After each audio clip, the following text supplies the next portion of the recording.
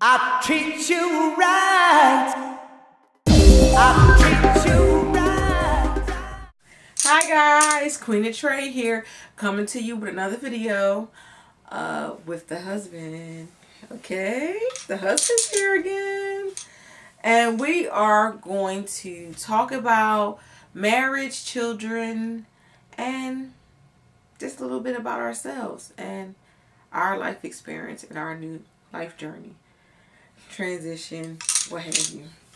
So, with that being said, if you're interested, stay tuned and we'll get started. Remember to like, subscribe, leave comments. If you like these videos, let us know and we'll continue to make them. Okay? Alright, so the first, it's not really a question, but it's about marriage. And we've been together for 12 years, almost 13. And 2 more years, plus 2 more years, we were dating. And we really love each other. We're happy together.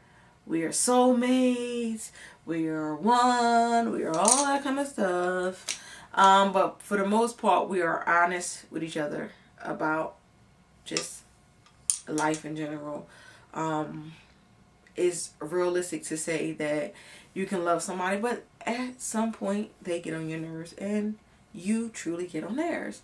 And we are so open and honest about that. We try to be as honest as we can with each other. We try to be mindful, be careful what we say. You can say something in the heat of the moment, but you can't retract it. Can't get it back. So we be careful on what we say, how we speak to each other. And most importantly, we always find a way to make time for each other. And don't forget about keeping it spicy and keeping a date night and those kind of things.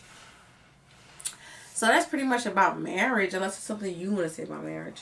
No, I think she has done it all, said it all. I mean, she covered respect, which is my only rule in life.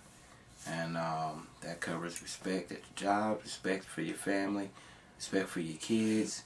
Gotta respect the kids. A lot of times, jumping into the next portion of what we're talking about is, a lot of times growing up, old school says, hey, do what I say, do, sit down, shut up, I ain't gotta explain. I like to incorporate a little bit of new school. Basically the same thing, but I'm going to go ahead and let you give me a little bit of your opinion on certain things. Not everything. Not everything. Not everything. No is no, as no is no. I think every language, the word no sounds the same just about. Pretty much. So when it gets down to the kids, if I'm saying no, it's really not up for discussion. But if it's things that I want to know how they're thinking, ain't nothing worse than having a kid in your house that you know is a thinker and you don't know what he's thinking. That being said, we go to the next part. Excuse me. It It is late, guys. I'm sorry. is definitely late. We have been to 2 school events today. Yes. And that is tiresome. Because not just your kids, everybody else's kids. Everybody kids. Everybody. It's not every. It's everybody. Everybody kids. Everybody. Everybody kids. Which is too many kids. That's what it translates to. Definitely. After dealing with your own kids, and then you got about 20-something more kids. And mind you, went to 2 different schools, so guess what? 2 different You dealt schools. with about 40-something kids in one day. That is way too many kids. Too many kids. But what I will say, I was excited to see my little one graduate pre-K today. Yay! For Adrian! We're so happy for him. He graduated my hands are pre-K. too big for me to clap like that, but I'm going to do the little clap. Go ahead, do it with me. My oldest, he got an award for most dependable, and what was the other one? Self-control. Self-control, which is crazy. So let's talk about kids. Alright, so what's crazy about my son is he seems to act crazy at home and then goes to school is good. Yeah. That's bizarre almost, I'm sure. It don't even make sense. So what he does is, instead of him doing the reverse and be good at home and act up in school, he acts up at home and is good in school. I'm going to go ahead and take that. I guess that's better than acting up in school. I'm going to go ahead and take that. But what I really... I would rather he just didn't act up at no time. Because, wow, he got to get on the teacher nerves. Don't get on my nerves. Yeah, but if you get on teacher nerves, you're going to be back at the school, which means it goes back to getting on your nerves. And then that's a trickle-down effect, because then it's going to get on my nerves, and I got to get on him. You feel me? Yeah. That's how parenting goes. When the mom is annoyed from the kid, the husband gets annoyed because the wife gonna talk to the husband about it on and on and on and on and on and on and on and on to the break of dawn, and then don't want you to do nothing about it because she not telling you to jump down on that kid. Oh no, she is telling you to vent, to let you know what's going on. True. So let me ask you a question. How do you balance being a stay-at-home mom, because you used to work outside of the home? Can't say you used to work because you work more now than you did when you was both mom and outside worker. How do you balance being a stay-at-home mom, a wife, and keep your sanity? Well, I am still in the process of figuring that out, but pretty much I just really try to find time for myself and try to be honest about my limits on how far to go as far as patience and stuff like that. You know, sometimes as moms we go overboard. We take on way more than, you know, as people in general, we take on way more than we can handle. And I just try to be mindful of that now. I mean, I worked since I was 14. So me taking some of the weight off of me, not having to work and being able to be home, it just frees me up to be more of the mom and I really want to be, and more of the wife, and actually it's helping me get more into myself. I mean, prior to me working, being a single mom, I wasn't able to do videos because I didn't have time to do any of this stuff. Right. I didn't wear makeup. My hair wasn't natural.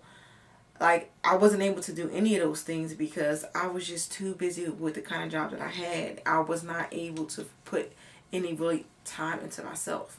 And being a stay-at-home mom, I do get that opportunity to put a little bit of time in myself. Now, granted, it's not like TV. It's not a housewife. I always try to make it clear to people. Stay-at-home mom is not a housewife. There are two different things. You know, I'm not going to lunch like on TV and hanging out and fighting people. In real life, I'm a stay-at-home mom. I do cleaning. I do cooking. I take care of the bills. I make sure that I get everybody to where they need to go and get them back and take care of everybody's clothes and what have you. Mom stuff, real life people stuff. But pretty much what I do is I just find little windows of opportunities where I can get away and give myself a break and try to just remember, you know, a stay-at-home mom is not a job, but it's similar to a job. You can overwork yourself and never feel like you have any time or a break for yourself. So you got to kind of like be strategic. Sometimes your break might be going to the market by yourself without the kids. Or sometimes your break may be going shopping to the mall by yourself, even though you're doing your chores. So what do you think husbands can do to help their stay-at-home wives and / mothers have a easier going time? What do you think? The number one thing I think that, you know, will help any stay-at-home mom is for the husbands to, number one, to really appreciate what they do. Don't minimize their job at home because it's very important. I mean, and just be, you know, show gratitude. You know, just say, you know, thank you for washing my clothes and cooking my food, even though that is your job. At some point, both ways, you should be even saying to the husband, you know, thank you for being a provider and taking care of us and going out to work, you know, or making it where I am able to be home. I mean, things like that. But for number one, I know for most stay-at-home moms, you would appreciate sometimes somebody say, you know what, I'll do the dishes tonight. Or I'll do this. Just because you're a stay-at-home mom, don't make you that servant. And mean that you have to do everything for everybody while everybody sits around and relaxes. You know, it should be a family thing. Even the kids should be a part of helping mom out as well as, you know, helping out dad. If a kid can go out and take out the trash and help mow the lawn, that same kid or kids can be in the house doing the dishes sometime and helping mom and a husband too. You know, at the end of the day, just because you're a stay-at-home mom doesn't mean that you have an in-house maid. It means that you have your wife home to be able to take care of home and the kids and also your needs. Because at the end of the day, it's not attractive, husbands, when you're never helping a wife out at all. That's very unattractive. But if she's taking time to sacrifice, because the reality of it is a sacrifice. Anything you do is a sacrifice pretty much with your family. But to stay at home is a big sacrifice because you can be out working and giving less to home and more to the job. So to me, I feel like if you have the opportunity to have a stay-at-home mom, just appreciate her, respect her, and acknowledge that what she does is valued. Well, I'm Lee Mims. And I'm Queer Trades. See you next time. Bye, guys. Peace. Oh, if you like this track called I Treat You Right, where am I? At rockbattle.com/buy beats/Lee Mims Productions. Or you can also find him at Lee Mims on Twitter or Facebook or YouTube. Or you can always just leave a comment on this video and I will get you the information. But at the description box at the bottom, you will find this information. And somewhere around here, or maybe in the next clip, you'll also see it again. And I'll make sure it's slowed down so you can catch it and write it down. Peace. Bye, guys. I treat you right.